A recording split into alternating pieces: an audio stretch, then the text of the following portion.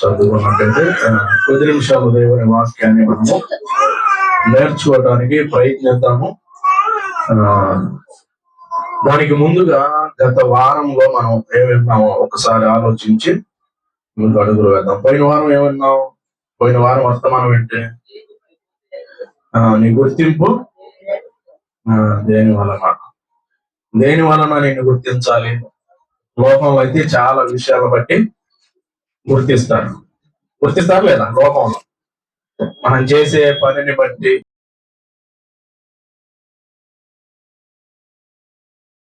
ఏం చేస్తా ఉంటారు, మనకి గుర్తింపు దేనిని బట్టి రావాలి? దేవుణ్ణి బట్టి మనకి గుర్తింపు రావాలి. దాని గురించి గత వారంలో మనము కొంతమంది గుర్తించారు. ఎలా గుర్తించారు అంటే కొన్ని విషయాలు మనం ఆలోచించాం. వాళ్ళు చేసే భక్తిని బట్టి, వాళ్ళు బ్రతికిన విధానాన్ని బట్టి గుర్తించాలి. ఈరోజు మరొక శ్రేష్టమైన విషయాన్ని మనము ఆలోచిద్దాం. జాగ్రత్తగా మనం వినడానికి ప్రయత్నిద్దాం. గమనించండి, ఈరోజు మనం ఆలోచించబోతున్న అంశము ఓబద్యా గురించి 3 విషయాలు. ఓబద్యా గారి గురించి 3 విషయాలు మనం నేర్చుకోవడానికి ప్రయత్నిద్దాం. గమనించండి, ఓబద్యా గురించి మనం ఆలోచించే ముందు ఆయన గురించి ఆలోచించాలి అంటే ఆ పేరు గల్లా వ్యక్తులు ఎంతమంది ఉన్నారు బైబిల్లో? వెంటనే ఓబద్యా అనగానే మనకి ఒక గ్రంథం ఉంది అనుకుంటాం, అంతే కదా? ఏ ఓబద్యా గురించి మనం ఆలోచించాలి. అసలు ఎంతమంది ఉన్నారు బైబిల్ గ్రంథంలో? బైబిల్ గ్రంథంలో సుమారుగా ఆయన గురించి ఓబద్యా అనే పేరుతో ఎంతమంది ఉన్నారు అంటే గమనించండి, 12 మంది ఉన్నారు. ఎంతమంది ఉన్నారు? ఓబద్యా అనే పేరు గల వ్యక్తులు ఎంతమంది ఉన్నారు అంటే 12 మంది ఉన్నారు. ఆ 12 మందిలో ఏ ఓబద్యా గురించి మనం ఆలోచిస్తున్నాం? 12 మంది ఉన్నారు. ఆ 12 మందిలో సుమారుగా, అంటే ఇంకా మనం వెతికితే ఏమైనా దొరకవచ్చు, ఇంకా కొన్ని దొరకవచ్చేమో. నేను చూసిన దాంట్లో వాళ్ళ గురించి ముందర అసలుగా ఓబద్యా అన్న పేరు గల్ల వ్యక్తుల గురించి మనం ఆలోచించబోతున్న ఈ ఓబద్యా గురించి మనం ముందుకు అడుగులు వేద్దాం. మొట్టమొదటిగా మనం ఆలోచిస్తే వాళ్ళ గురించి టక్క నేను చెబుతా ఉంటాను, రాసుకొని ఆ తర్వాత ఆయన గురించి ఎవరు ఆ ఓబద్యా అనేది నేను చెబుతాను. మొట్టమొదటిగా ఓబద్యా గ్రంథంలో మొదటి అధ్యాయం మొదటి వచనంలో ఒక ఓబద్యా ఉంటాడు. ఓబద్యా గారు ఉంటారు, ఆ గ్రంథ రచయిత అనమాట. ఆయన ఒక ఆయన అనమాట. రెండో ఆయన వచ్చేపాటికి ఆహాబు రాజు ఇంటిలో అధికారి అయిన ఓబద్యా అని ఒక వ్యక్తి ఉంటాడు. దీని గురించి ఎక్కడ ఉండింది అంటే రాజుల మొదటి గ్రంథం 18వ అధ్యాయము 3వ వచనంలో నుండి 16వ వచనం వరకు ఉండింది. ఇతను ఎన్నో వ్యక్తి అంటే రెండో వ్యక్తి. మూడో వ్యక్తి ఇస్సాకారు గోత్రానికి చెందిన ఓబద్యా అని ఒక వ్యక్తి ఉంటాడు.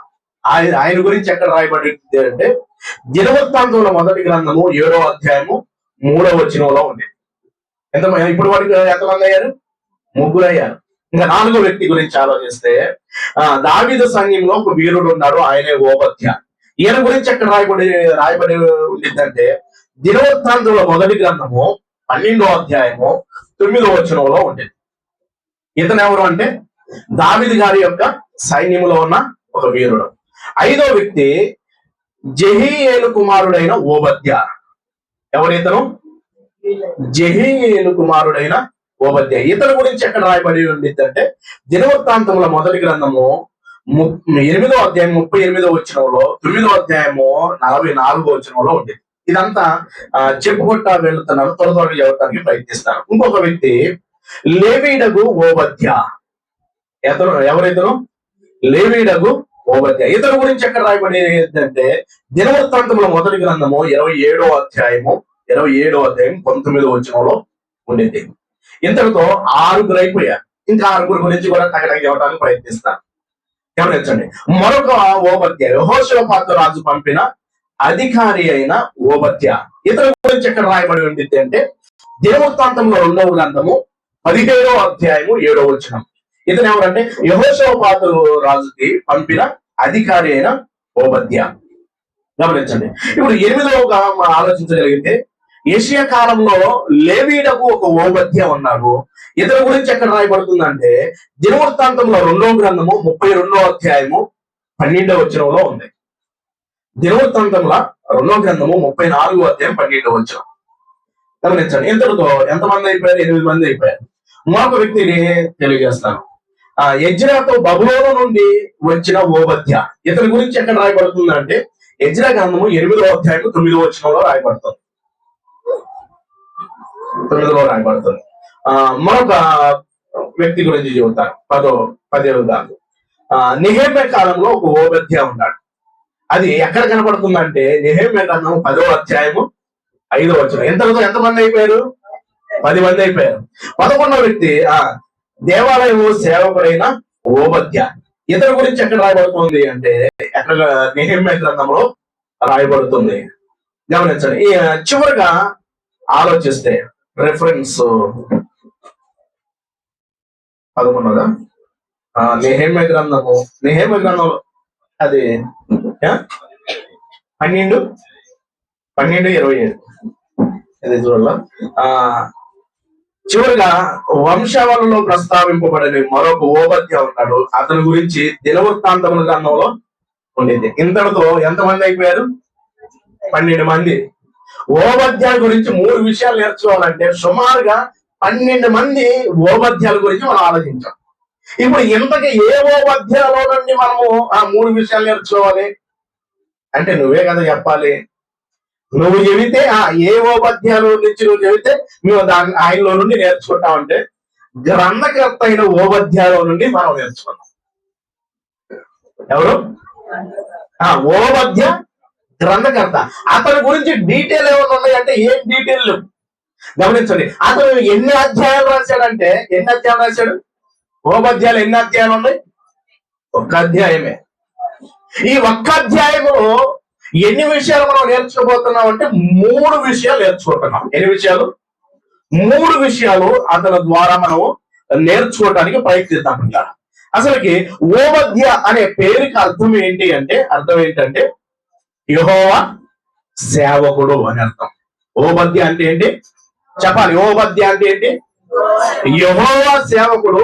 మరొక అర్థం కూడా ఉంది, యెహోవా ఆరాధికుడు. అంటే దేవుణ్ణి ఆరాధించే వ్యక్తి. ఓబద్య అనే పేరుకి అర్థం ఏంటి? యెహోవా సేవకుడు లేదా దేవుణ్ణి ఆరాధించే వ్యక్తి. గమనించండి. ఇతని గురించి ఎక్కువ డీటెయిల్ ఏం రాయలేదు, కానీ అతని పేరుకి అర్థం అతను దగ్గర నుండి అతను ఏం చేస్తున్నాడో ఒక 3 విషయాలు మనము ఆలోచించుకుంటూ వెళ్దాం. ఈ ఓబద్య గారు గురించిన ఒక 3 విషయాల్లో మొట్టమొదటిగా ఆయన ఏం తెలియజేస్తున్నాడు, ఈ గ్రంథంలో ఉన్న ఒక 3 ఉద్దేశాలు మనం చూద్దాం. ఒకసారి ఓబద్య గ్రంథాన్ని తీద్దాం. ఎక్కడ ఉండిద్ది అది? కొత్త నిబంధనలో ప్రకటన గ్రంథానికి ఎక్కడ ఉండిద్ది కదా? ఎక్కడ ఉండిద్ది ఇది? ఆమోసు తర్వాత ఉండేది. దాని తర్వాత ఏముండిద్ది? యోనా గ్రంథం ఉండేది. ఈ ఒకసారి తీసి దాంట్లో నుండి కొన్ని విలువైన విషయాలు 3 విషయాల్లో మొట్టమొదటిగా మనం నేర్చుకోవాల్సిన విషయం ఏంటంటే ఈ గ్రంథాన్ని రాస్తుంది ఎవరికి రాస్తున్నాడు అంటే ఎదోమీయులు. ఎవరి గురించి? దీని గురించి ఒక పాట విన్నాం అనుకుంటా. ఎప్పుడో విన్నాం, గుర్తుందా? విన్నావా?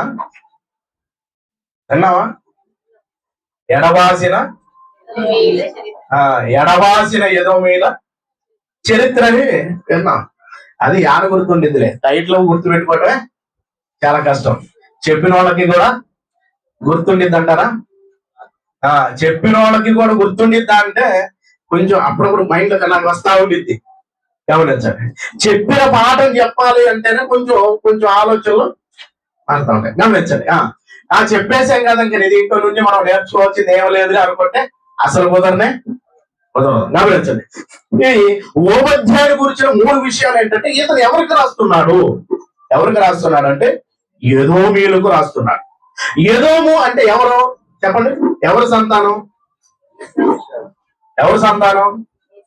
ఏశావు సంతానం.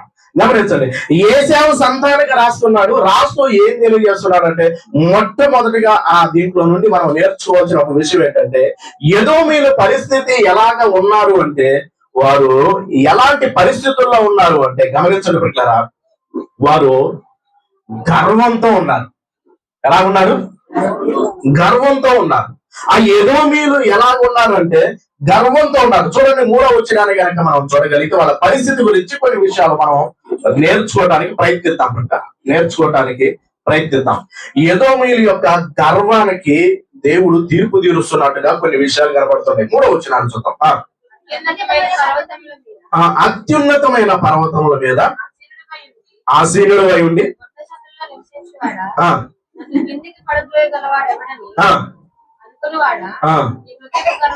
నీ హృదయపు గర్వము చేత నీవు మోసపోతివి. అంటే ఈ ఓబద్యా గారు కొన్ని విషయాలు తెలియజేస్తున్నారు ఈ గ్రంథం ద్వారా. ఏం తెలియజేస్తున్నారంటే, ఎదోమీయులకు తెలియజేస్తున్నారు. ఏమని తెలియజేస్తున్నారంటే, వాళ్ళు ఎదోమీయులు ఎలా ఉన్నారు అంటే హృదయపు గర్వం. ఏ గర్వం అంట? హృదయం గర్వం చేత చూడండి, అదే ఏమైపోతున్నారంట? మోసపోతూ ఉన్నారంట. చూడండి, గర్వం మనిషిని ఏం చేసిందంటే ఎక్కడికి తీసుకెళ్ళింది చెప్పండి? గర్వం ఏం చేసిందంటే నాశనానికి తీసుకువెళ్ళింది. ఇంకెవరి మాట వినరా అంటే, నేను మోనార్కుని చెప్పండి, నేను ఎవరి మాట వినను అనేవాళ్ళు ఉన్నారా అంటే ఉన్నారు. వీళ్ళ పరిస్థితి కూడా అంతే. అంటే ఈ ఓబద్యా గారు ఒక 3 విషయాలు, ఆయన దగ్గర నుండి ఒక 3 విషయాలు మనం నేర్చుకుంటున్నాం. ఎవరి గురించి నేర్చుకుంటున్నాం అంటే ఎదోమీయుల గురించి నేర్చుకుంటున్నాం. ఆ ఎదోమీయుల పరిస్థితి ఎలా ఉన్నారంటే గర్వంతో నిండిపోయి ఉన్నారు. గమనించండి, గర్వంతో ఆ కళ్ళు ఎక్కడికి ఎక్కుతాయి అంట? గర్వంతో ఉన్న వాళ్ళ కళ్ళు ఎక్కడికి ఎక్కుతుంది? నెత్తికి ఎక్కుతూ ఉంటాయి. గర్వం చేత మనిషి ఏమైపోతూ ఉంటారంటే గమనించడం పిల్లరా, వారి జీవితం చాలా పతనమైపోయే స్థితిలోకి వెళ్ళిపోయింది. అందుకనే సామెతల గ్రంథంలో కూడా ఏం తెలియజేస్తుంటారు? నాశనానికి ముందు ఏమి నడిచిద్దంట? ఒకసారి చూడండి, సామెతల గ్రంథం 16వ అధ్యాయము 18వ వచనాన్ని చూడండి. నాశనానికి ముందు ఏమి నడిచింది? అంటే ఎదోమీయుల జీవితం గురించి ఓబద్యా గారు ఏం తెలియజేస్తున్నారు? ఇదిగో మీ నాశనానికి ముందు ఏమి నడుస్తుందో తెలుసా? గర్వం నడుస్తుంది. వారి హృదయపు గర్వం చేత ఏమవుతున్నారో నేను మోసపోతుంది. వాళ్ళ పరిస్థితుల్లో ఏం చేస్తున్నారు? మరలా 4వ వచనాన్ని చూద్దాం. పక్షిరాజు గూడంతా నివాసము చేసుకొని అచ్చట నుండి నేను నిన్ను కింద పడవేస్తున్నాను. గమనించడం ఇట్లా ఎక్కడి నుండి వాళ్ళ ఏమనుకుంటున్నారు? పక్షిరాజు ఎక్కడ పెట్టింది? గూడు మన ఇళ్లలో పెట్టింది. ఇక్కడ కూడా గూడు ఉంది కదా. ఇదే గూడు తెలుసా? పిచ్చి కూడా గూడు ఉన్నాయి. ఇదే గూడు అంటే ఉడత గూడు, పిచ్చి గూడు కాదు. పిచ్చి గూడు ఇవన్నీ ఎక్కడ పెట్టారు. కానీ పక్షిరాజు ఎక్కడ పెట్టిందో తెలుసా? గూడు పక్షిరాజు ఎక్కడ పెట్టిందో తెలుసా? ఎత్తైన ప్రదేశంలో పెట్టింది. ఎత్తైన ప్రదేశంలో, ఎవరికి అందనంత ప్రదేశంలో పెట్టడం అది ఉండేది. ఇప్పుడు వాళ్ళ జీవితం కూడా ఎలాగ ఉందంటే, వాళ్ళు ఏమనుకుంటున్నారంటే పక్షిరాజంత గూడంత ఎత్తైన నివాసం చేసుకొని నక్షత్రములో నీవు కట్టినను అచ్చట నుండి నేను నిన్ను, అంటే వారి పరిస్థితి ఎలాగ ఉంది అంటే వారి ఆలోచనలో నేను ఎత్తైన ప్రదేశంలో ఉన్నా కదా, నాకేం పర్లేదు. గమనించండి ప్రియారా, ఈ హృదయ గర్వం ఏం చేసిందంటే మనిషిని పతనానికి తీసుకువెళ్ళిపోయింది. ఎప్పుడు కూడా పతనమైపోయే స్థితిలో. అందుకని నాశనానికి ముందు ఎవరు నడిచింది అన్నాడు? మరొక రిఫరెన్స్ కూడా మనం చూద్దాం. యాకోబు గారు రాసిన పత్రిక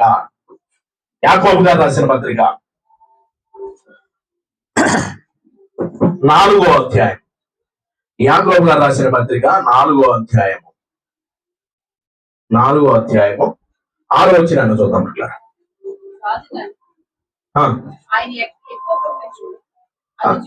అందుచేత 4వ అధ్యాయం 5వ వచనం నుండి చూడండి. నివసింపజేసిన ఆత్మ మత్సరపడినట్టుగా అపేక్షించుట అని లేఖనము చెప్పుచున్నదని వ్యర్థమని అనుకొనుచున్నారా? కాదు గాని ఆయన ఎక్కువ కృపనిచ్చును. అందుచేత దేవుడు ఎవరిని ఎదిరిస్తారంట? అహంకారులను ఏం చేస్తారంట? ఎదిరించి దీనులకు ఏం అనుగ్రహిస్తారంట? కృప అనుగ్రహించును అని లేఖనము చెప్పుచుంది. ఎవరిని ఎదిరిస్తారంట? అహంకారులు, గర్విష్ఠులను. గమనించండి. అంటే ఈ యోదోమీయులు ఎలాగున్నారంటే వారి హృదయపు గర్వం చేస్తా ఏమనుకుంటున్నారు? మమ్మల్ని ఎవరు ఏం చేయలేరు, మా పరిస్థితి ఒక ఉన్నతమైన స్థితిలో ఉంది. గమనించండి. అంటే వారి హృదయము గర్వం చేత వాళ్ళ పరిస్థితి ఈ విధంగా ఉన్నప్పుడు ఇప్పుడు దేవుడు ఏం చదువుతున్నాడు అంటే, ఏం తెలియజేస్తూ ఉన్నాడంటే, గమనించడం కదా, ఏం తెలియజేస్తున్నాడంటే దేవుడు అహంకారులను ఎదిరించి, ఎవరిని ఎదిరిస్తాడంట? అహంకారంగా వారిని ఎదిరించే ఎవరికి కృపను అనుగ్రహిస్తాడంట? దీనులకు కృప అనుగ్రహిస్తా ఉంటాడు. గమనించడం. అంటే ఈ ఓబోధ్యాయాలు ఆ ఎదోమీల గురించి తెలియజేస్తున్న మాట ఏంటంటే, వాళ్ళు ఎలాగ ఉన్నారంటే హృదయపు గర్వం చేత ఉన్నారు. హెచ్చరిస్తున్నాడు. ఈ ఓబోధ్యాయాలు ఆ ఎదోమీలు పరిస్థితి గురించి తెలియజేస్తూ ఉన్నారంటే హృదయపు గర్వం చేత వాళ్ళు నిండి ఉన్నారు. ఆ హృదయపు గర్వాన్ని గమనించండి. దేవుడు గర్విష్ఠుల యొక్క గర్వాన్ని ఏం చేస్తా ఉంటాడు? అణిచివేస్తా ఉంటాడు. గర్వంతో విర్రవీగుతున్న వ్యక్తిని ఏం చేస్తాడంటే నేలమట్టం చేస్తాడు.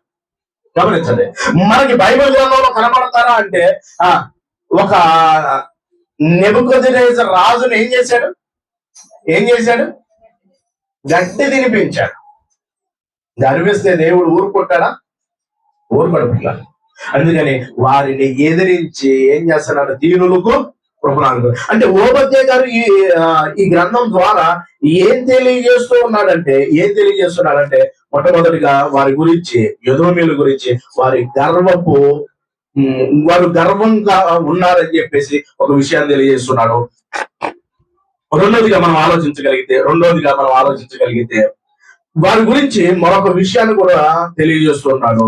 అదే మొదటి అధ్యాయం 10వ వచనంలో కొన్ని మాటలు రాస్తూ ఉన్నాడు. చదువుదాం. వారు ఏం చేస్తున్నారో కొన్ని విషయాలు తెలియజేస్తూ ఉన్నాడు. 9వ వచనం నుండి చూద్దాం.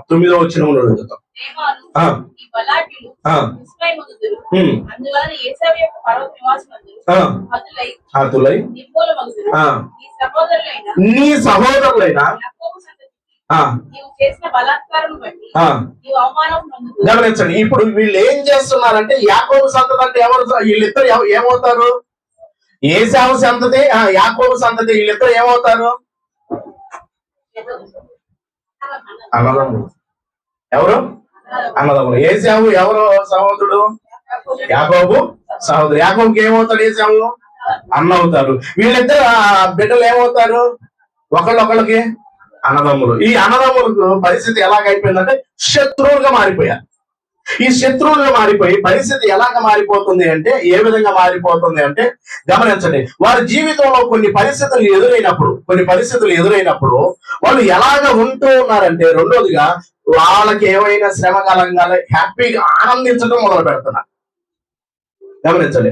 ఇశ్రాయేలు ప్రజలకు ఏమైనా శ్రమ రంగాల్లో, ఇబ్బంది రంగాల్లో ఎలాగ ఉంటున్నారంటే హ్యాపీగా ఆనందించడం మొదలు పెడుతున్నారు. అంటే యోధా వారి మీదకి ఏమైనా శిక్ష వస్తుంటే, యోధా వారి మీదకి ఏమైనా ఇబ్బంది కలుగుతా ఉంటుంటే ఆనందించడం, అపహాస్యం చేయడం మొదలు పెడుతున్నారు. గమనించండి. అంటే ఈ ఓబద్య గారు ఈ ఎదోమీల గురించి రెండోదిగా తెలియజేస్తున్న మాట ఏంటంటే, వాళ్ళు చేస్తున్న అపహాస్యాన్ని గురించి తెలియజేస్తున్న కొన్ని మాటలు చూడండి. ఈ రోజు కూడా అలాంటి సంతతి ఉందా అంటే ఉందా? గమనించండి. గర్విష్ఠులుగా ఉండే వాళ్ళు ఉన్నారు. రెండోదిగా ఎవరికైనా ఏమైనా ఇబ్బంది కలిగితే అపహాస్యం చేసే వాళ్ళు ఉన్నారు. చూడండి. ఇంకా 10వ వచనాన్ని కనుక మనం చదువుకుంటూ వెళ్తే, నీ సహోదరులైన యాకోబు సంతతికి నీవు చేసిన బలత్కారమును బట్టి నీవు అవమానం నొందదు. అంటే వారి జీవితాల్లో కొన్ని ఇబ్బందులు ఎదురవుతున్నప్పుడు వీళ్ళు ఏం చేస్తున్నారు తెలుసా? ఈ ఎదోమీయులు ఏం చేస్తున్నారు అంటే అవమానపరుస్తున్నారు. ఎవరినంటే ఇశ్రాయేలు ప్రజల్ని. ఇశ్రాయేలు ప్రజలు ఏం చేస్తున్నారు? అవమానపరుస్తూ ఉన్నారా? ఇక అన్నిటికి లేకుండా నీవు నిర్మూలమగుదువా? నీవు పగవాడివై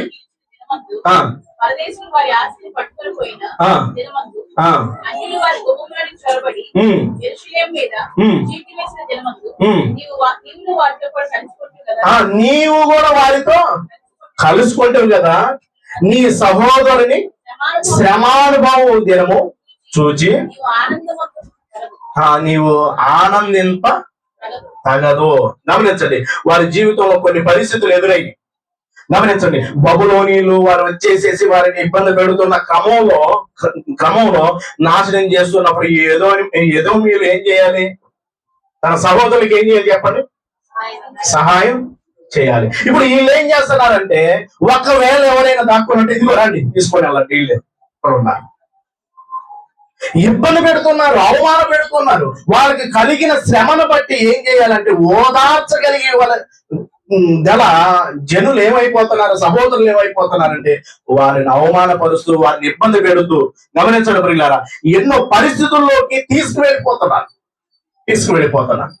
గమనించడం ప్రియులారా, అంటే ఎదోమీయుల గురించి ఈ ఓబద్యా గారు రెండో విషయాన్ని ఏం తెలియజేస్తున్నారంటే, ఇదిగో నీ సహోదరులకు ఇంత ఇబ్బంది కలుగుతూ ఉన్నప్పుడు, ఇలాంటి పరిస్థితులు ఎదురవుతూ ఉన్నప్పుడు సహాయపడవలసిన నీవు ఎంత శిక్ష, ద్రోహం చేస్తున్నారు. గమనించండి, వాళ్ళు ఏం చేస్తున్నారు అంటే ద్రోహం చేస్తున్నారు. మొట్టమొదటిగా వారు గర్విస్తున్నారు, రెండోదిగా ఇశ్రాయేలు ప్రజలకు ఏం చేస్తున్నారు తెలుసా? ద్రోహం చేస్తున్నారు. వారి జీవితంలో ఎదురవుతున్న పరిస్థితుల్లో వాళ్ళు చూడండి ఎంతగా సంతోషించడం మొదలు పెడుతున్నారు తెలుసా? ఇక్కడ రాస్తున్న 12 వచనం, నీ సహోదరుని శ్రమానుభవ దినము చూచి నీవు ఆనందింప.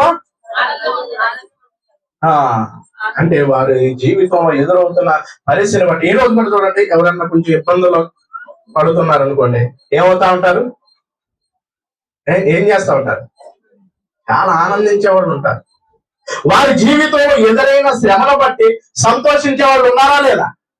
గమనించండి, ఏశావు సంతానం చచ్చిపోయింది అనుకుంటున్నాం, అయిపోయింది అనుకుంటున్నాం, ఇప్పటికీ ఎలాగుంది చెప్పండి? ఏంటి? బతికే ఉందా లేదా? గమనించండి, గర్వంతో విర్రవీగిపోయే వాళ్ళు ఉన్నారా లేదా? ఎవరికైనా ఏమైనా ఇబ్బంది కలిగినప్పుడు ఆ ఇబ్బందిని బట్టి ఆనందించే వాళ్ళు ఉన్నారా లేదా? గమనించండి పిల్లరా, పరిస్థితి చూడండి. ఇప్పుడు అందుకని ఓబద్యా గారు ఈ ఎదోమీయుల గురించి కొన్ని విషయాలు తెలియజేస్తున్నారు. వాళ్ళు గర్విస్తూ ఉన్నప్పుడు ఇదిగో నీ గర్వాన్ని ఖచ్చితంగా దేవుడు అలుస్తాడంట. ఎందుకంటే వాళ్ళ జీవితంలో, ఇశ్రాయేలు ప్రజల జీవితంలో ఎదురవుతున్న శ్రమంలో, ఇబ్బందుల్లో వీళ్ళు ఏం చేస్తున్నారంటే ఆ శ్రమంలో కృంగిపోతున్నప్పుడు సహాయం చేయవలసిన ఎదోమీయులు ఏం చేస్తున్నారంటే వారికి కలిగిన శ్రమను చూసి ఆనందించడం మొదలు పెడుతున్నారు. వారి స్థితిని చూసి సంతోషిస్తూ ఉన్నప్పుడు ఈయన గద్దిస్తూ ఉన్నాడు. ఏందయ్యా పరిస్థితి? చూడండి, బయట ఉన్న వాళ్ళు మాట్లాడుతున్నారు.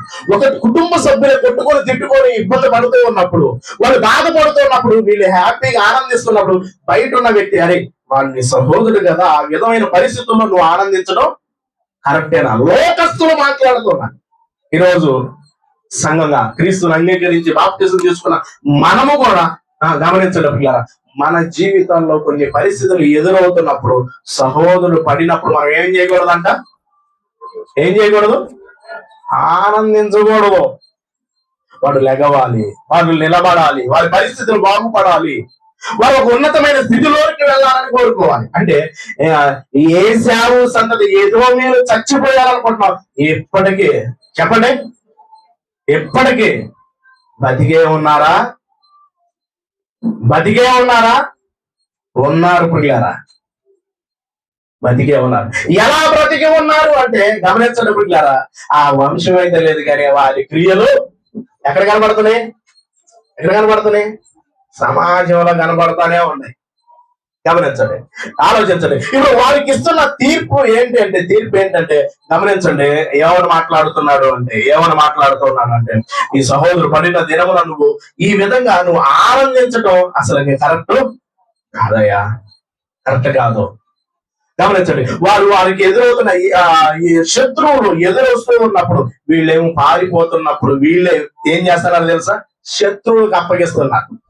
కొన్ని సమస్యల వల్ల కొన్నిసార్లు మనం ఏమవుతాం చెప్పండి? కొంతమందికి కనపడకుండా ఉంటాం. అనగానే ఆడాడికి వెళ్ళాడండి, అక్కడే ఉంటాడు. ఏదో ఆడుంటాడు చూడండి, అప్పగించే వారిగా ఉంటున్నావా? వాళ్ళు అదే చేశారు. వాళ్ళ జీవితంలో ఎదురవుతున్న పరిస్థితుల్లో గమనించండి, సహోదరులు ఏం చేస్తున్నారంటే ఆ ప్రజలకు ద్రోహాన్ని చేస్తూ ఉన్నారు. గమనించండి. అంటే ఓబద్య గారు ఎదోముల గురించి తెలియజేస్తున్న రెండో విషయం ఏంటంటే, తన మీ సహోదరులకి మీరేంటి ఈ విధమైన ద్రోహాన్ని చేస్తున్నారు, ఈ విధంగా ఆనందిస్తున్నారు ఏంటి? కాబట్టి మీ పరిస్థితి ఎలాగుండితో తెలుసా? మీ జీవితం ఎలాగుండితో తెలుసా? మీకు ఎలాంటి పరిస్థితి ఎదురైందో కొన్ని విషయాలు తెలియజేస్తున్నాడు. చదవడం 13వ వచనం నుండి చదువుకుంటూ వెళ్దాం.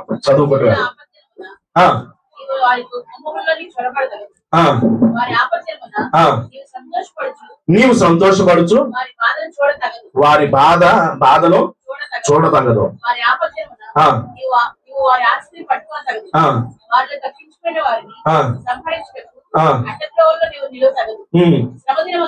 శ్రమ దినమందు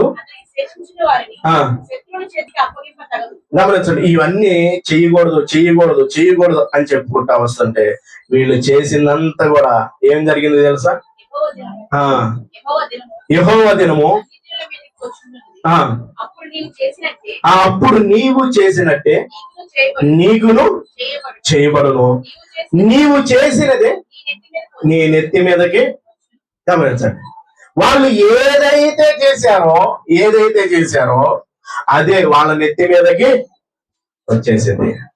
గమనించండి, ఈరోజు చూడండి, మనం చేసింది ఎవరి మీదకి వచ్చింది? మనం చేసింది ఎవరు అనుభవించాలి? మనమే అనుభవించాలి.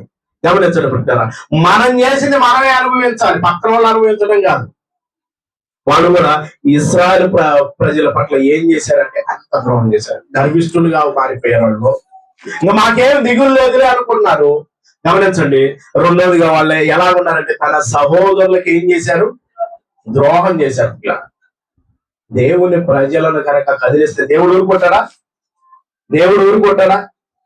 ఖచ్చితంగా ఊరుకోవడం. తన ప్రజలను ఇబ్బందులు పెట్టిన వారిని దేవుడు ఎప్పుడు కూడా విడిచిపెట్టడు. అందుకని ఈ ఓబద్య గారి ద్వారా ఈ గ్రంథాన్ని రాయిస్తూ ఎదోమీల గురించి రాస్తూ తెలియజేస్తున్నా, నీవు చేసింది నీ నెత్తి మీదకి వచ్చింది. నువ్వేదైతే చేసావో అదే నీ నెత్తి మీదకి వస్తుంది. గమనించడం, మనం చేసిన దాన్ని బట్టి మన మీదకి వచ్చింది. ఎదుటి వ్యక్తిని మనం ఏం చేయాలంటే ఆదరించడం మొదలు పెట్టాలి. కృంగిపోతున్న వారిని ఏం చేయాలి? లేవనెత్తాలి. గమనించండి, ఎప్పుడు కూడా మనము గర్విష్ఠులుగా మారకూడదు. మనం మారకూడదు. అయితే ఈ ఎదోమీలు గర్విష్ఠులుగా మారిపోయారు. తన సహోదరులకు ఏం చేస్తున్నారు? కీడు చేయటం మొదలు పెడుతున్నారు. ఆ క్రమంలో గమనించండి పిల్లరా, వారు చేసింది ఎవరి మీదకి వస్తుంది? వారి మీదకే వచ్చేసింది. ఆలోచించండి పిల్లరా, దేవుడు తన బిడ్డలను ఎలా సంరక్షిస్తాడు అంటే, ఎంతగా కాపాడుతూ ఉంటాడంటే, కొన్నిసార్లు మన జీవితంలో కూడా కొన్ని పరిస్థితులు ఎదురవుతూ ఉంటాయి, కొన్ని సమస్యలు వస్తూ ఉంటాయి. మన వాళ్ళే మనకేమవుతారు? ఎలా మారిపోతారు చెప్పండి పిల్లరా? శత్రువులుగా మారిపోతారు. అన్నదమ్ముల పిల్లలు ఎలాగ మారిపోయారు? శత్రువులుగా మారిపోయారు, పట్టించారు. ఈరోజు చూడండి, మన కుటుంబాల్లో కూడా, మన జీవితంలో కూడా, భక్తి జీవితంలో మనం ముందుకు అడుగులు వేసేటప్పుడు ఎవరు మనకు శత్రువులుగా మారిపోతారు చెప్పండి? ఎవరు శత్రువులుగా మారిపోతారు? ఎవరు మనల్ని పట్టిస్తా ఉంటారు? ఎవరు మనల్ని తగ్గిస్తా ఉంటారు? ఎవరు అంటే బయట వాళ్ళు కాదు. ఎవరు? ఇంట్లో వాళ్ళే. బయట వాళ్ళ పరిస్థితి బాగానే ఉంటుంది. ఇంట్లోనే ఏమొచ్చేస్తా ఉంటాయి? కొన్ని సమస్యలు వస్తూ ఉంటాయి, కొన్ని పరిస్థితులు ఎదురవుతా ఉంటాయి. గమనించండి, వారి జీవితాల్లో ఏ విధంగా అయితే ఎదురైందో మన జీవితాల్లో కూడా కొన్ని సమస్యలు ఎదురవుతా ఉంటాయి. ఆ ఎదురైన క్రమంలో మనం గనక నిలబడితే నిలబడితే దేవుడు ఏం చేస్తూ ఉంటాడంటే దేవుడు ఖచ్చితంగా మనల్ని నిలబెట్టి ముందుకు నడిపించడానికి దేవుడు సిద్ధంగా ఉన్నాడు. దేవుడు మనల్ని ఏం చేయాలనుకుంటున్నాడంటే గమనించండి, ఆ ఇశ్రాయేలు ప్రజలకు దేవుడు ఏమి ఇవ్వబోతున్నాడో ఈ ఓబద్య గారు తెలియజేస్తున్నాడు. మీకు ఒక మంచి భవిష్యత్తుని ఇవ్వబోతున్నాడు దేవుడు ఖచ్చితంగా. అంటే పరిస్థితుల బట్టి మనుషులు ఏమైపోతారు చెప్పండి? ఎదురవుతున్న సమస్యలను బట్టి వాళ్ళే గర్విస్తూ హ్యాపీగా ఉన్నతమైన స్థితిలో ఉంటూ ఉన్నారు, వాళ్ళే మనకి తిరుగుబాటు చేస్తున్నారు. ఆ పరిస్థితుల్లో మనం ఏమైపోతా ఉంటాం? కృంగిపోతూ ఉంటాం. ఆ క్రమంలో ఓబద్య గారు ఏం తెలియజేస్తున్నాడు అంటే ఇశ్రాయేలు ప్రజలకు, దేవుడు మీకు ఒక భవిష్యత్తు ఇస్తాడు, దేవుడు ఖచ్చితంగా మీకు ఒక మంచి భవిష్యత్తుని ఇస్తాడు, మీరు ఎదురు చూడండి, నిరీక్షణ కలిగి ఉండండి, దేవుడు ఖచ్చితంగా మిమ్మల్ని బలపరుస్తాడు, దేవుడు మిమ్మల్ని ముందుకు నడిపిస్తాడు, దేవుడు మీకు సహాయం చేస్తాడని కొన్ని విషయాల చేత వారిని హెచ్చరిస్తూ ఉంటాడు. చూద్దాం ఆ వచనాలు కూడా. 17వ వచనం నుండి చూద్దాం పిల్లలు. 17వ వచనం నుండి 16 నుండి కూడా చదువుకుంటే త్వరగా వెళ్దాం.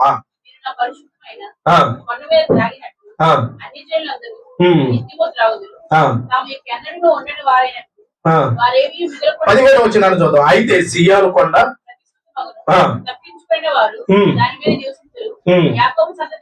యాకోబు సంతతి వారు తమ స్వాస్యమును స్వతంత్రించుకొనును. గమనించండి, యాకోబు సంతతి వారు ఏం చేస్తారంట? తమ స్వాస్యమును ఏం చేసుకుంటారంట? స్వతంత్రించుకుంటారంట.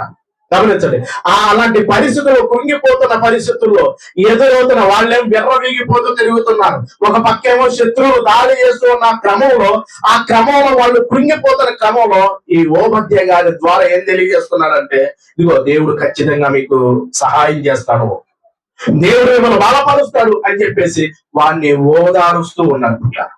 అంటే దేవుడు ఖచ్చితంగా మన జీవితాల్లో, చూడండి పిల్లరా, ఆనాడు ఇశ్రాయేలు ప్రజల జీవితంలో ఓదార్పునిచ్చిన దేవుడు మన జీవితాల్లో కూడా ఏమి ఇస్తాడు? ఖచ్చితంగా ఓదార్పునిస్తాడు. ఏం చెబుతున్నాడు? ఇంకా చదువుకొని వెళ్దాం. మరియు యాకోబు సంతతి వారు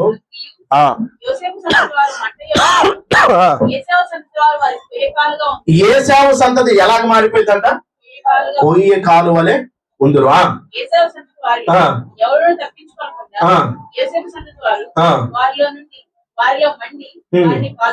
వారిని ఏం చేసేస్తారంట? కాల్చుదురు. యెహోవా మాట ఇచ్చున్నారు. వారు చేసింది ఎవరి మీద వస్తుంది? వాళ్ళ మీదకే వస్తుంది. కానీ కొన్ని పరిస్థితులు, ఇన్ని పరిస్థితులు ఎదురవుతూ ఉన్నప్పుడు మనిషికి ఏమొచ్చిందంటే కృంగుబాటు వచ్చింది. ఆ కృంగుబాటులో దేవుడు ఖచ్చితంగా ఏం చేస్తూ ఉంటాడంటే ఆదరిస్తూ ఉంటాడు. దేవుడు ఖచ్చితంగా మనకు సహాయం చేయడానికి ఆయన సిద్ధంగా ఉన్నాడు. అంటే ఏశావు సంతతిని ఏం చేస్తానంటున్నాడు అంటే లేపేస్తానంటున్నాడు, మిమ్మల్ని నిలబెట్టేస్తాను. అంటే ఈ ఓబద్య గారి ద్వారా ఈ ఎదోమీయులను ఏం చేస్తున్నాడంటే వారి పరిస్థితిని తెలియజేస్తున్నాడు. ఇశ్రాయేలు ప్రజలకు ఏం చేస్తున్నాడంటే ఆదరణ ఇస్తూ ఉన్నాడు. దేవుడు మీకు సహాయం చేస్తాడు, దేవుడు మిమ్మల్ని విడిచిపెట్టడు, దేవుడు మీకు కృపను అనుగ్రహిస్తూ ఉంటాడు, దేవుడు మిమ్మల్ని బలపరుస్తూ ఉంటాడు అని చెప్పేసి వారిని ఎంతగా బలపరుస్తూ ఉన్నాడంటే దేవుడు ఖచ్చితంగా మీకు సహాయం చేయడానికి సిద్ధంగా ఉన్నాడని చెబుతున్నాడు. చూడండి కొన్ని మాటల్లో కనుక మనం చూడగలిగితే దేవుడు వారిని ఏం చేస్తానంటున్నాడు కొన్ని విషయాలు త్వరగా చూడటానికి మనం ప్రయత్నిద్దాం. త్వరగా చూడటానికి ప్రయత్నిద్దాం. 19వ వచనంలో నుండి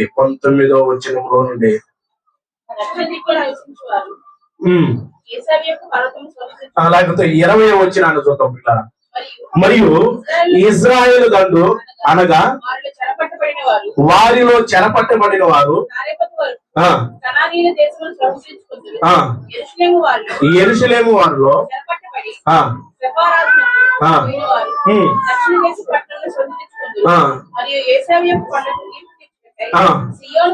సియోను కొండ మీద రక్షకులు పుట్టుదురు, అప్పుడు రాజ్యము యెహోవాది అగును. గమనించండి బిడ్డలారా, ఇప్పుడు టోటల్ గా ఏం చెబుతున్నాడు అంటే ఇదిగో దేవుడు ఖచ్చితంగా మీకు ఆదరణ ఇస్తాడు, మీకు రక్షకులు పుట్టిస్తాడు, ఇదిగో మీకు సహాయం చేయడానికి ఆయన సిద్ధంగా ఉన్నాడు అని చెప్పేసి చెప్పుకుంటూ వస్తున్నాడు. గమనించండి, అంటే ఓబద్య గారు 3 విషయాలు తెలియజేస్తున్నాడు. ఏంటి అంటే 2 విషయాలేమో ఎవరి గురించి తెలియజేస్తున్నారు అంటే ఎదోమీయుల గురించి చేస్తున్నారు. ఎన్ని విషయాలు? రెండు విషయాలు. వాళ్ళ పరిస్థితి ఎలాగ ఉందంటే గమనించండి, ఈ ఒకే అధ్యాయంలో 3 విషయాలు మనం నేర్చుకుంటున్నాం. ఒకటి, ఎదోమీయుల యొక్క గర్వం. ఎదోమీయుల యొక్క గర్వం. ఆ గర్వము పరిస్థితిని బట్టి దేవుడు మాట్లాడుతున్నాడు ఓబద్య గారి ద్వారా. రెండోదిగా ఏం మాట్లాడుతున్నాడు అంటే తన సహోదరులకు ఏం చేశారో తెలుసా? ద్రోహం చేయటం మొదలు పెట్టారు. అందుకని వారు చేసింది వారి నెత్తి మీదకే వచ్చింది. ఇప్పుడు వీళ్ళని ఏం చెబుతున్నాడంటే, మూడోది ఏం చెబుతున్నాడంటే, ఇశ్రాయేలు ప్రజలకు ఏం చెబుతున్నాడు అంటే, ఖచ్చితంగా దేవుడు మిమ్మల్ని ఆదరిస్తాడు, దేవుడు మిమ్మల్ని బలపరుస్తాడు, దేవుడు మీకు సహాయం చేస్తాడు అని చెప్పేసి ఓబద్య గారి ద్వారా కొన్ని విషయాలు తెలియజేస్తున్నాడు. ఈ రోజు గమనించండి, ఇశ్రాయేలు గురించే మాట్లాడుతున్నారు, మన గురించి కూడా ఏమైనా దేవుడు కొత్త నిబంధనలో మాట్లాడుతున్నారు. దీని ద్వారా మనం నేర్చుకోవాల్సిన కొన్ని విషయాలు ఏంటంటే, ఒకవేళ అలాంటి పరిస్థితి మన జీవితంలో ఏమన్నా ఉంటున్నాయా? మన జీవితంలో ఎదోమీయుల జీవితం లాగా మన జీవితం ఉంటుందా? లేకపోతే నలిగిపోతున్న పరిస్థితుల్లో ఉంటే ఒక్కసారి మనము దేవుడి కృప కొరకు వేడుకుంటే దేవుడు ఖచ్చితంగా మనల్ని బలపరుస్తాడు, దేవుడు మనల్ని ఆదరిస్తాడు, దేవుడు మనల్ని లేవనెత్తుతాడు ఖచ్చితంగా. గమనించండి, ఒక నమ్మకంతో కనుక మనం ముందుకు అడుగులు వేస్తుంటే గమనించండి, మన వారే మనకి ఏం చేసినప్పటికంటే మనల్ని ఇబ్బంది పెట్టినప్పటికీ ఎవరో పెట్టరు ఇబ్బంది. ఎవరు పెడతారు ఇబ్బందులు? మన వారే మనకి ఎలాగ మారిపోతారు? ఊరిగా మారిపోతారు. మన వాళ్ళే మనకి ఎలాగ మారిపోతారంటే ఊరిగా మారిపోతారు. ఆ పరిస్థితుల్లో దేవుడు చూస్తూనే ఉన్నాడు. ప్రతి పరిస్థితిని చూస్తున్నాడా లేదా? కాబట్టి మన సహోదరు మీద మనం ఏం చేయకూడదు? కోపపడకూడదు. అంటే కోపపడటం కోపంలో ఎన్ని ఉన్నాయి? ఎలాంటి కోపాలు ఉన్నాయి? లోక సంబంధమైన కోపం ఉంది, దేవుని పరంగా గమనించండి. ఇట్లా కోపపడుని కానీ ఏం చేయొద్దు అన్నాడు? పాపము చేయొద్దు. గమనించండి, ఇప్పుడు ఈ ఓబద్య గారు ఏం చేస్తున్నాడంటే ఇశ్రాయేలు ప్రజలను ఆదరిస్తున్నాడు. దేవుడు ఖచ్చితంగా మీకు సహాయం చేస్తాడు, దేవుడు మిమ్మల్ని నిలబెడుతూ ఉంటారన్నాడు. ఇప్పుడు మన ప్రభు అయిన యేసు క్రీస్తు ద్వారా మనల్ని ఆదరించడానికి ఆయన సిద్ధంగా ఉన్నాడు, మనల్ని బలపరచడానికి ఆయన సిద్ధంగా ఉన్నాడు, మనల్ని లేవనెత్తడానికి ఆయన సిద్ధంగా ఉన్నాడు. మనకున్న పరిస్థితులు, ఎదురవుతున్న ప్రతి పరిస్థితుల్లో దేవుడు మనల్ని బలపరచడానికి సిద్ధంగా ఉన్నాడు. అంటే పరిస్థితులు మన జీవితంలో ఎదురవుతున్నప్పుడు మనం కూడా ఏమైపోతామంటే కృంగిపోతూ ఉంటాం. ఎందుకో తెలుసా? బయట ఉన్న వారు ఏం చేసినా మనం తట్టుకోగలుగుతాం, కానీ ఇంట్లో వాళ్ళే మనకి వెన్నుపోటుగా మారిపోతే, ఇంట్లో వాళ్ళే మనకి అడ్డం తిరిగిపోతే మన జీవితాలు ఎలాగ మారిపోతాయి తెలుసా? మనం ఎలాంటి పరిస్థితుల్లోకి వెళ్ళిపోతాం అంటే కృంగిపోయే స్థితిలో ఉంటాం. గమనించండి. అయితే దేవుడు ఈ రోజు ఏం మాట్లాడుతున్నాడంటే, ఈ ఓబద్య గారి ద్వారా కొత్త నిబంధనలో ఈ ప్రభు అయిన క్రీస్తు ద్వారా మనతో మాట్లాడుతాను. ఇదిగో మీరు కృంగిపోవద్దు, మీరు బలహీనలు కావచ్చు, ఆ పరిస్థితులను బట్టి వెనుకంజ వేయద్దు. ఒకవేళ ఈ అంటే ఎదోమీయుల యొక్క మనస్సు కనుక ఏమన్నా ఉంటే వాటిని తీసివేసేసుకొని మనం గనక సరి చేసుకుంటూ సహోదరుని గనక గణపరచగలిగితే ఏం చేయమంటున్నారు కొత్త నిబంధనలో? నీ సహోదరుని ఏం చేయాలి? ఎలా ఎంచాలంట? గనుడుగా ఎంచాలి. వీళ్ళు ఎంచారు గనుడుగా ఎంచలా. వీళ్ళు ఎలాగున్నారంటే గనుడుగా ఎంచలా. ఇప్పుడు మనం చేయవలసింది ఏంటంటే ప్రతి ఒక్కరిని మనకంటే ఎలాగ చూడాలి? గొప్పవారిగా చూడాలి. అలా చూడకుండా మనిషికి ఏమొచ్చేస్తుంది చెప్పండి? చాలా మంది జీవితాల్లో గర్వం, నాకే అంతా తెలుసు అన్నట్టుగా మనం ఉన్నాము అంటే అది హృదయపు గర్వం. దానివల్ల ఏం చేస్తామంటే ఆ గర్వం నాశనానికి తీసుకువెళ్ళిపోయింది. మన సహోదరుని మనం ఏం చేస్తా ఉంటాం? తగ్గించేస్తాం, అప్పగించేవారిగా ఉంటాం. కాబట్టి ఈ ఉదయకాలం ఒకసారి మనల్ని మనం పరిశీలించుకున్నప్పుడు ఓబద్య గారు 3 విషయాలు తెలియజేశాడు. రెండేమో ఎదోమీయుల గురించి, ఒకటేమో బాధింపబడుతున్న ఇశ్రాయేలుకి ఏం చెబుతున్నారంటే దేవుడు ఖచ్చితంగా మీకు సహాయం చేస్తారన్నాడు. మొట్టమొదటిగా ఏం చెప్పాడు చెప్పండి? వాళ్ళకి ఏం చెప్పాడు? ఎదోమీయులు వాళ్ళ యొక్క గర్వం దేవుడు ఏం చేస్తారన్నాడు? అణిచివేస్తారంటాడు. రెండోదిగా వాళ్ళు ఏం చేస్తున్నారు? ఎదోమీయులు అంటే తన సహోదరులే ఏం చేస్తున్నారు? ద్రోహం చేస్తున్నారు, అప్పగించేస్తూ ఉన్నారు. ఆ అప్పగించే క్రమంలో గమనించండి. అప్పగించే క్రమంలో దేవుడు ఏం చేస్తూ ఉన్నాడు అంటే వారి నెత్తి మీదకి వారు చేసింది తీసుకొచ్చేటట్టున్నాడు. మూడోదిగా ఇశ్రాయేల్ ప్రజలను ఏం చేస్తున్నాడు? ఆదరిస్తున్నాడు, బలపరుస్తూ ఉన్నాడు. ఈ మూడు విషయాలు ఓబద్య గ్రంథంలో నుండి కొన్ని విషయాలు మనం నేర్చుకున్నాం. ఈరోజు కొత్త నిబంధనలో ప్రభు మనల్ని ఎప్పుడు ఆదరించడానికి సిద్ధంగా ఉన్నాడు. ఒకవేళ మనలో ఏవైనా ఆ ఎదోమీలు లాంటి ఆలోచనలు ఏమైనా ఉంటే వాటిని సరి చేసుకుంటూ మనం ముందుకు అడుగులు వేద్దాం. చిన్న ప్రార్థన చేసుకుందాం. ప్రతి వారు కూడా ఒక్కసారి మనల్ని మనం పరిశీలించుకుంటూ చిన్న ప్రార్థన చేసుకుందాం. సకలాశీర్వచనములకు కారణభూతుడు అయిన మా ప్రియ పరలోక తండ్రి ఓబద్య గ్రంథంలో నుండి కొన్ని విషయాలు తండ్రి నువ్వు ఆలోచించడానికి మీరు కృప చూపిన విధానాన్ని బట్టి మీకు వందనాలు స్తోత్రములు తండ్రి. దేవా, ఆ ఎదోమీయులు ఏ విధంగా అయితే తండ్రి హృదయపు గర్వం చేత దేవా మీకు దూరం అయిపోయి ఉన్నారు తండ్రి. మా జీవితాల్లో కూడా తండ్రి ఏమైనా మీకు ఆయాసకరమైనది మనం ఉందేమో మనం పరిశీలించుకుని తండ్రి వాటిలో నుండి విడిపింపబడి సహోదరుని గనుడుగా ఎంచుకుని తండ్రి మీ చిత్తాన్ని జరిగించగలిగిన కృపను మా అందరికీ మీరు అనుగ్రహించగలే. దేవా మీకే వందనాలు స్తోత్రములు. ఈ ఉదయకాలం ఎంతమంది అయితే తండ్రి మంచి నిర్ణయాలతో ముందుకు అడుగులు వేస్తున్నారు, వారందరినీ మీరు స్థిరపరచండి, బలపరచండి తండ్రి, ముందుకు నడిపించమని ప్రతి పరిస్థితిని మీ చేతులుగా అప్పగించుకుంటూ యేసుక్రీస్తు నామమున స్తుతించి ప్రార్థించి వేడుకుంటున్నాం పరమ తండ్రి. ఆమేన్. ఈ వందనాలండి.